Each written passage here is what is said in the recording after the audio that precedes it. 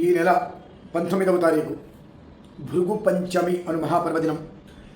పంచమి అని అంటే అందరికీ తెలిసిందే, సౌభాగ్యానికి చిహ్నము అని. భృగు అనగా శుక్రుడు.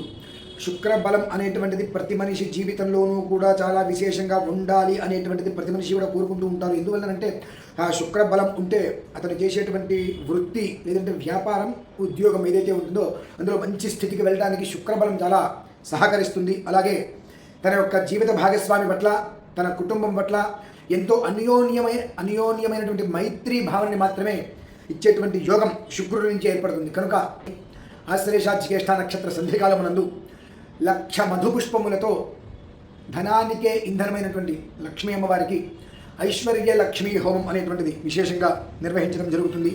మనమందరము కూడా మన జీవితం ఏ ఇబ్బంది లేకుండా నిండు కుండవలే పూర్ణముగా తృప్తిగా ఉండాలి, లక్ష్మీ అనుగ్రహం మనందరికీ కావాలి అనుకున్న ప్రతి ఒక్కరూ కూడా ప్రత్యక్షంగా లేక పరోక్షంగా పాల్గొని పరిపూర్ణమైనటువంటి అనుగ్రహం మీ అందరికీ ఉండి ఎప్పుడూ కూడా నిండు కుండవలే మీ అందరి జీవితాలు తృప్తిగా ఉండాలి అనే ఉద్దేశంతో ఈ యొక్క మహాక్రతువుని నిర్వహించడం జరుగుతుంది. అది కూడా మన సాలగ్రామ వెంకటేశ్వర స్వామి వారి యొక్క దేవాలయం కాటేదాన్ వెంకన్నగుట్ట దగ్గర.